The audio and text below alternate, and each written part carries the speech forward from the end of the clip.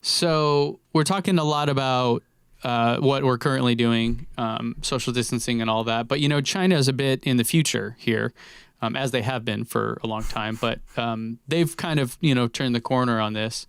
And so they're seeing, or Tesla in China is seeing a 450% jump in demand for the Model 3 as their economy is coming back. And so this is encouraging because I think a big question is what's going to happen to the EV market and all that here in the US. And if China's any indicator, it looks like things are coming back. And this is really cool because they're also bringing back a long-range rear-wheel drive. And I think they're also bringing back, or not bringing back, but they're adding Model 3 performance to the China factory, which I don't think was there before. And we're also seeing other footage now. I don't have it up, but footage of the Model Y facility assembly plant at the same Gigafactory in China as well.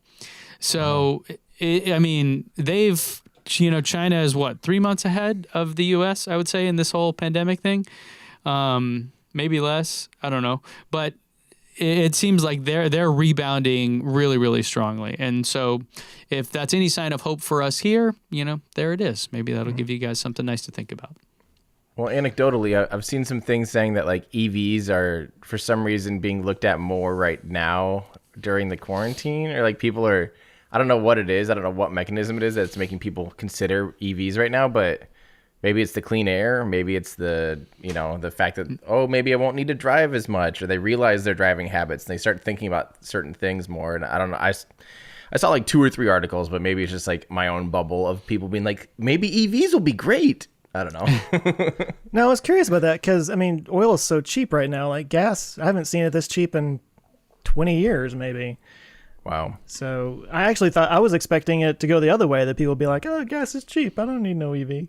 Right. But when the EPA changed their laws on, basically the restrictions got removed, and now car companies, is it only like 33.5 mile per gallon fleet average, as opposed to they were trying to push for 38 next year, I think.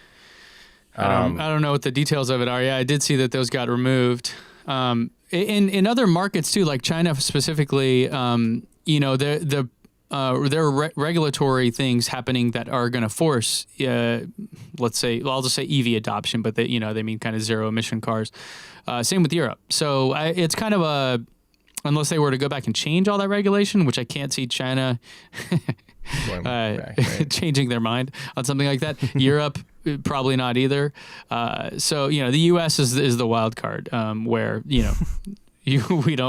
we're kind of a little schizophrenic on our policy lately. So it's a weird thing. Yeah, it is interesting. I think the cost too of like not having to go get gas and then just long-term cost savings. Yeah, like I kind of want to do that. I'm really interested in buying like a used $10,000 EV and just driving it for a couple months and doing a review on it just for the hell of it, just to see. But now that I moved my office back home, like where do I'm going to go? The gym is like 3 miles away. All the places I want to go eat to pick up lunch are within 5 miles. Like I could just, if it wasn't so hilly here, I would just ride a bike, Yeah. Well, maybe there's a good point there that the price of EVs has gotten down to not quite parity, but not ridiculous expensive anymore. And people are tightening their belts because of everything. And so maybe there are more people considering it because it's kind of like, what, long term, this is going to save me money. And this is going to be a long term, and maybe even forever. depression. We'll see. Or maybe it's avoiding having to go to a public gas station right now, too. Oh, well, like, people are like, man, if they're really worried about social isolation and stuff, like, the idea of going to a pump that people grab all day is probably, and it's no different if you're supercharging, of course, really. But if you're charging at home, obviously, that's a different thing. And maybe that has people looking that way. I don't know. It's interesting.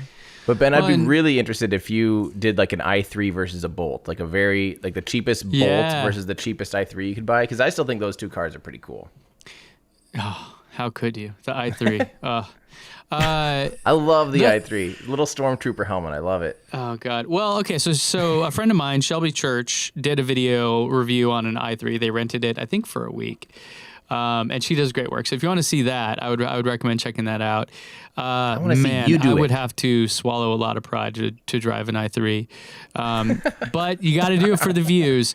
No, it would be cool to do let's rent every the cheapest 3 or 4 EVs that you can buy and just drive them for a week or two.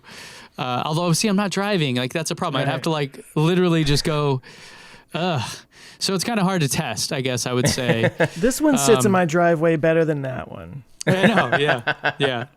Yeah, exactly. It repels all the rain before it hits the ground. It's fantastic.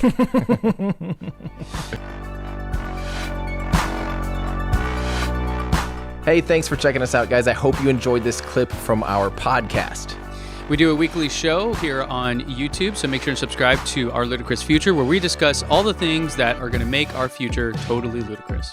You can join us here on YouTube or at any of your favorite podcast places. Plus, if you want to get some behind-the-scenes stuff and join a cool community, you can help support the channel at patreon.com. Thanks a lot. Thanks, guys.